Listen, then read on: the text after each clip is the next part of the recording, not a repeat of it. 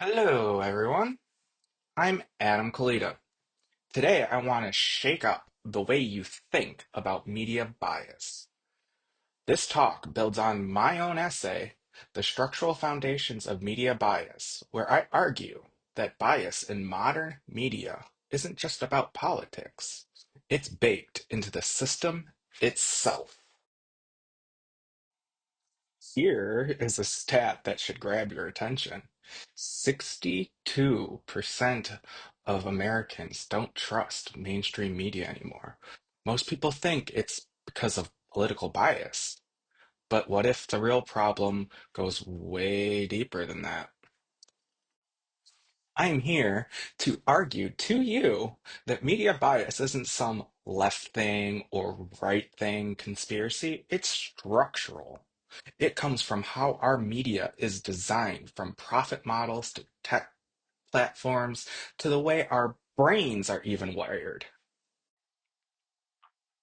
Let me give you some examples. During the Iraqi war, media companies like St. Clair pushed pro war stories, not for truth, but for ratings. In Egypt, state run outlets spun economic hardship as patriotic. And even in Indonesia, journalists won't criticize brands because those brands fund the news.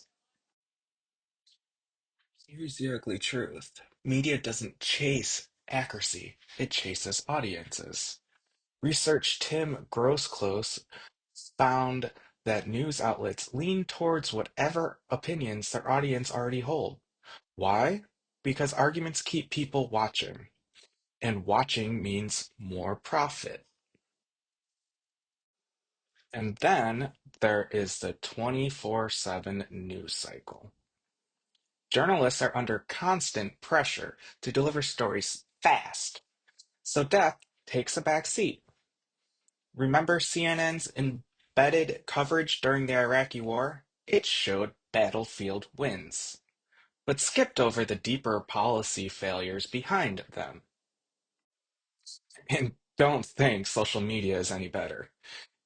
Gen Zs spend almost 90% of their screen time on short form content. Quick hits, not deep dives. Even more alarming, most can't even spot a deep fake, even after getting trained on how to. So why does bias feel so personal? That's the hostile media effect in action. It's a cognitive glitch where we see neutral coverage as an attack on our side, and tech platforms crank that up to 11. Some would say media bias is just about partisanship.